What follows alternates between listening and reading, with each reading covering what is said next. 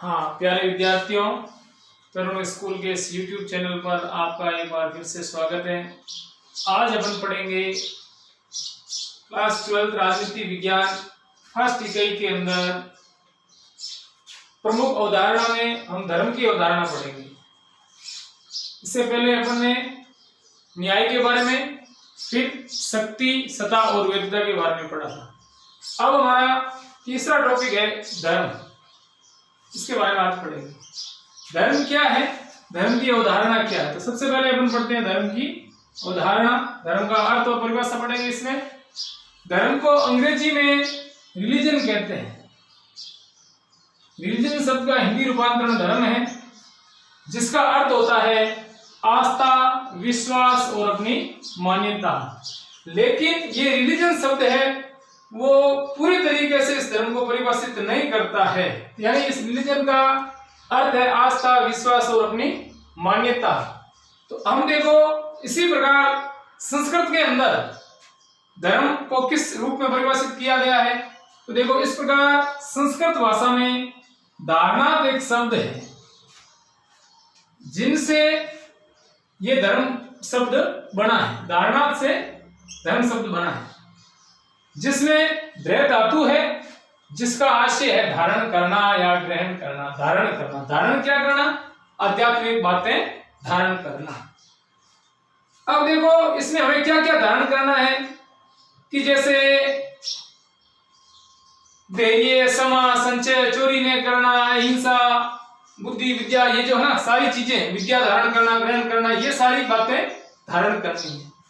अब देखो इन अर्थों, यानी कौन से अर्थ? रिलीजन और धारणार्थ के धृ धातु से जो धर्म शब्द बना है, इन अर्थों के आधार पर धर्म है क्या? देखो इन अर्थों के आधार पर धर्म विश्वासों और प्रथाओं की एक ऐसी प्रणाली है जिसके माध्यम से लोगों का समूह, यानी जनता, लोगों का समूह ये व्याख्या करता है कि उनके लिए क्या पवित्र और क्या अलौकिक है। अब व्यक्ति एक बुद्धिमान प्राणी है। इन अर्थों के आधार पर ये अपने विश्वास और प्रथाओं की जो प्रणाली है उन पर विश्वास करते हुए क्या पवित्र है, क्या अलौकिक है, उन चीजों को क्या करेंगे? व्यवहार में लाएंगे, आचरण में लाएंगे, धारण करेंगे। तो ये तो हुआ धर्म की प्रमुख अर्थ। आगे देखो प्राचीन भारतीय विचारकों ने धर्म को किस रूप से परिभाषित किया था। तो प्राचीन भारतीय विचारकों ने धर्म को मनुष्य का कर्तव्य पालन बताया था। यानी धर्म क्या है? मनुष्य का कर्तव्य पालन है। ये प्राचीन भारतीय विचारकों ने ये बात कही थी। जैसे मनु ने मनुस्मृति लिखा था, उसमें धर्म के 10 लक्षण बताए थे। कितने लक्षण? 10 लक्षण बताए थे। और धर्म में 10 लक्षण प्रमुख क्या थे? पहला था धैर्य, क्षमा, संचय और चोरी नहीं करना। संचय का मतलब है अनावश्यक चीजें, वस्तुएं, धन दौलत रुपए पैसा संचय नहीं करना। चोरी नहीं करना, सोच यानी स्वच्छता, साफ सफाई रखना, इंद्रियों को वंश में रखना, बुद्धि, विद्या अर्जन करना, सत्य बोलना और क्रोध नहीं करना। ये 10 लक्षण बताए थे धर्म। धर्म मनुष्य का कर्तव्य पालन है और कर्तव्य पालन में धर्म के ये जो 10 लक्षण है, इन बातों को ध्यान में रखते हुए आचरण करना चाहिए। ये मनु ने मनुस्मृति में लिखा था। अब आगे देखो भारत में धर्म और धर्मनिरपेक्षता से क्या अभिप्राय है। यानी भारत में धर्म क्या है और धर्मनिरपेक्षता से क्या अभिप्राय है। तो भारतीय धर्म दर्शन की बात करें तो मूल रूप से ये एकांतवादी था। यानी प्राचीन समय में एकांतवादी का मतलब है कि प्राचीन काल में भारत में सिर्फ ही एक ही धर्म के अनुयायी थे। यानी एक ही धर्म था। कौन सा? सनातन धर्म था। मूल रूप से एकांतवादी है, अर्थात प्राचीन काल में भारत में एक ही धर्म था और वो था सनातन धर्म। कौन सा था? सनातन धर्म था। परंतु वर्तमान में हम बात करें तो ये एकांतवादी से अनेकांतवादी हो गया। अनेकांतवादी होने का मतलब आज भारत में अनेक धर्म को मानने वाले, अनेक धर्म और अनेक धर्म को मानने वाले अनुयायी रहते हैं। अनेकांतवादी का मतलब अनेक धर्म, अनेकांतवादी धर्म मानने वाले लोग रहते हैं। अर्थात भारत बहुधर्मों वाला देश है, यानी अनेक धर्म है भारत के अंदर। इसमें अनेक धर्म व मतों को मानने वाले इनके अनुयायी रहते हैं। धर्मनिरपेक्षता, देखो ये तो एक धर्म की बात है। धर्मनिरपेक्षता क्या है? कि किसी भी धर्म को मानने वाले के साथ में किसी भी प्रकार का भेदभाव नहीं करना और सभी धर्मों को सम्मान समझना ही धर्मनिरपेक्षता कहलाती है। और धर्मनिरपेक्षता है ना, जो भारत में एक संवैधानिक दर्जा प्राप्त है, धर्मनिरपेक्षता को संवैधानिक दर्जा प्राप्त है। यानी संविधान में धर्म के आधार पर न तो किसी के साथ में भेदभाव किया जाता है, न किसी के भेदभाव को स्वीकार किया जाता है। तो ये तो हो गया धर्मनिरपेक्षता की बात। आगे देखो, डॉक्टर सर्वपल्ली राधाकृष्णन ने आध्यात्मिकता को धर्म का एक अभिकेंद्र माना था। यानी आध्यात्मिकता धर्म का क्या है, अभिकेंद्र है। और उनके अनुसार क्या है कि धर्म का सार इस बात में निहित है। यानी धर्म है क्या, धर्म की सार की बात है क्या कि आत्मा के उन्नयन का मतलब आत्मा का उत्थान, उन्नति के लिए आध्यात्मिक पक्ष पर बल दे। आध्यात्मिक पक्ष पर बल देने का मतलब है ये जो जीवन के नैतिक मूल्य है उन बातों को आचरण में लाना, पक्ष पर बल दे और जीवन को धर्मनिरपेक्ष की ओर अग्रसित करे। धर्मनिरपेक्ष की ओर अग्रसित करने का मतलब है अपन अपने धर्म को जिस तरीके से मानते हैं ऐसे अन्य लोगों को भी अपने धर्म को मानने की आजादी देनी चाहिए। जैसे अपन अपने धर्म का प्रचार प्रसार कर रहे हैं, अन्य व्यक्ति को भी धर्म का प्रचार प्रसार करने की स्वतंत्रता होनी चाहिए। धर्म के आधार पर किसी भी प्रकार का भेदभाव नहीं होना चाहिए और किसी भी धर्म को सर्वोपरि धर्म नहीं समझना चाहिए। यानी एक राष्ट्र में रहने वाले नागरिकों के लिए सर्वोपरि धर्म अपना राष्ट्र धर्म होता है। आगे है धर्म और नैतिकता। हाँ, धर्म और नैतिकता में देखो कि धर्म और नैतिकता में घनिष्ठ संबंध है। यानी दोनों में घनिष्ठ संबंध है। कैसे है देखो, धर्म का जो मूल लक्ष्य है ना वो मानव मात्र की सेवा करना है। यानी धर्म के मूल लक्ष्य की बात करें तो मानव मात्र की सेवा करना धर्म का मूल लक्ष्य है। और धर्म में मूल मानव मात्र की सेवा करने के लिए मूल लक्ष्य में किन किन मूल तत्वों की आवश्यकता है, तो सबसे पहले देखो अच्छा आचरण, करुणा, शील, अहिंसा पर बल देता है। यानी प्रत्येक व्यक्ति अपने आचरण में इन बातों पर विशेष ध्यान देगा, बल देगा तो मानव मात्र की सेवा होगी।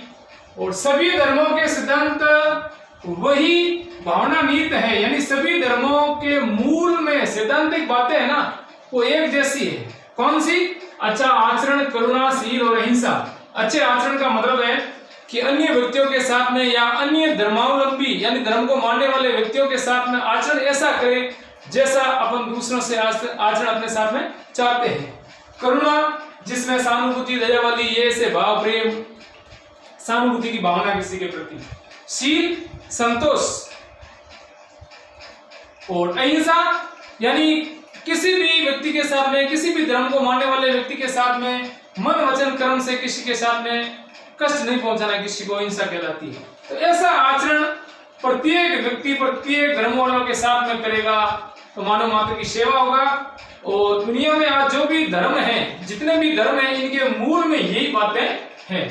तो देखो सभी की भावना में ये बातें निहित हैं। धर्म बुराइयों से दूर रहना, यानी धर्म क्या कहता है, प्रत्येक धर्म, कोई एक धर्म की बात मैं नहीं कर रहा, प्रत्येक धर्म बुराइयों से दूर रहने की और भलाई और सदाचार के मार्ग पर चलने की व्यक्ति को क्या देता है, शिक्षा देता है। तो ये सारी बातें हैं वो क्या है, नैतिक बातें हैं। इसलिए धर्म का नैतिकता से घनिष्ठ संबंध हुआ है।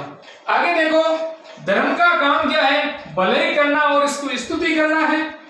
इस प्रकार स्पष्ट है कि धर्म नैतिकता पर आधारित होता है। यानी धर्म का जो आधार है वो क्या है, नैतिकता है।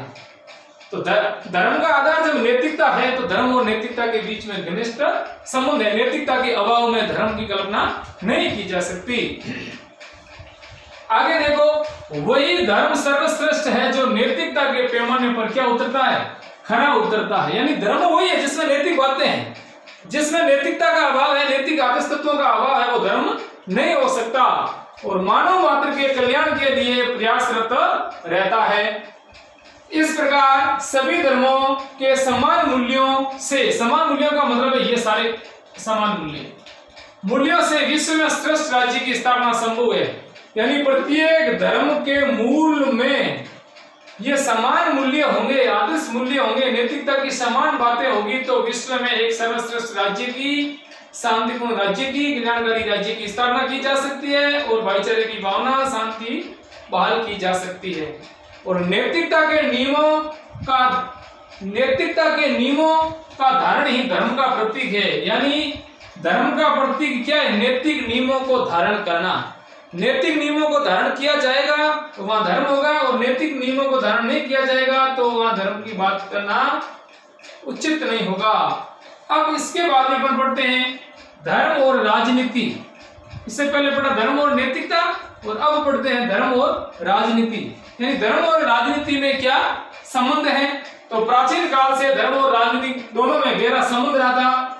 धर्म का मूल लक्ष्य है मानव मात्र की सेवा करना, और सभी धर्म नैतिक मूल्यों से परिपूर्ण होते हैं। कोई भी धर्म हो जिसमें सारे नैतिक आदर्श मूल्य होते हैं, जिसके अंदर नैतिक आदर्श मूल्य होते हैं वही धर्म है। नैतिक मूल्यों का, आदर्श मूल्यों का अभाव है तो उसको अपन धर्म नहीं कह सकते हैं। तो राम मनोहर लोहिया ने कहा था कि धर्म और राजनीति के बीच में संबंध में उन्होंने कहा था कि धर्म और राजनीति दोनों के जो दायरे हैं ना वो अलग अलग है। दायरे का मतलब क्षेत्र, धर्म का क्षेत्र अलग है, राजनीति का क्षेत्र अलग है, लेकिन दोनों की जो जड़ें हैं ना वो एक ही। जैसे उदाहरण के रूप में ये एक पेड़ है,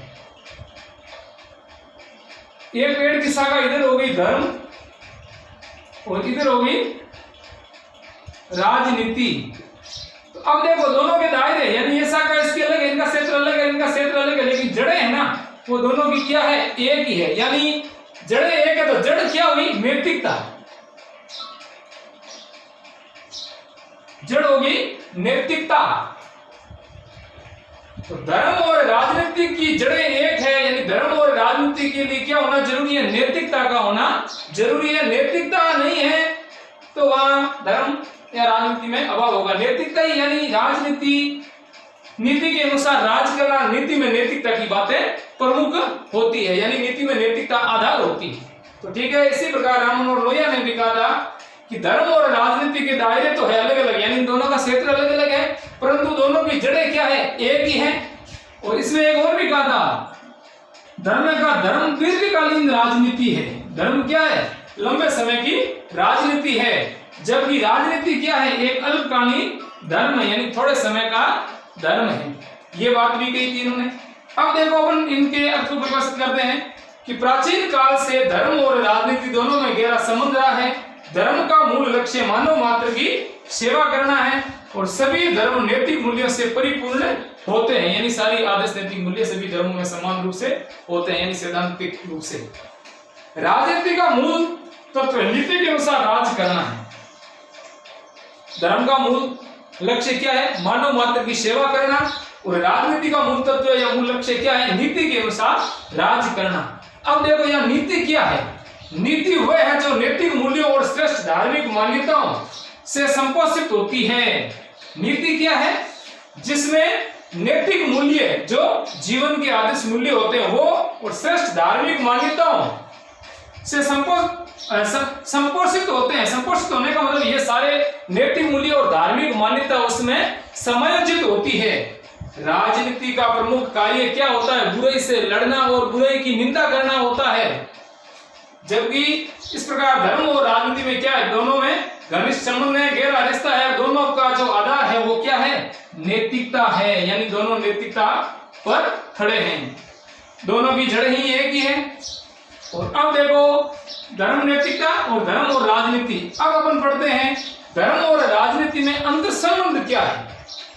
ये तो दोनों में राजनीति क्या है और धर्म क्या है और नीति क्या है, इसके बारे में अपन ने पढ़ा था। अब अपन पढ़ते हैं धर्म और राजनीति में अंतर संबंध क्या है। तो पहले संबंध की बात करें तो इनका एक महत्वपूर्ण बिंदु है कि धर्म और राजनीति का जब विवेकपूर्ण संबंध होगा तो वहां शांति होगी, मानव का कल्याण होगा, मनुष्य का हित होगा।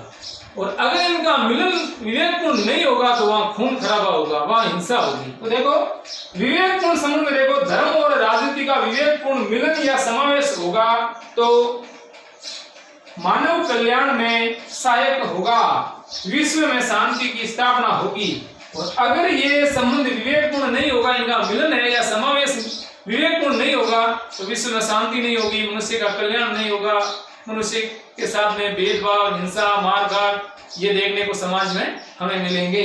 तो विवेकपूर्ण मिलन होगा तो वो मानव कल्याण में सहायक होगा।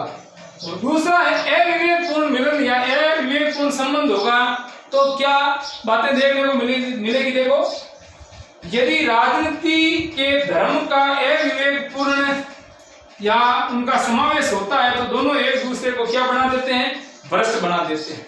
यानी धर्म और राजनीति का विवेकपूर्ण मिलन नहीं होगा तो धर्म और राजनीति दोनों एक दूसरे को भ्रष्ट बना देती है, और जब दोनों एक दूसरे को भ्रष्ट बना देती है, दोनों भ्रष्ट हो जाती है, तो वो मानव कल्याण के लिए ठीक नहीं होती है, जनहित के लिए ठीक नहीं होती है, जो मानवता के लिए हानिकारक होगी।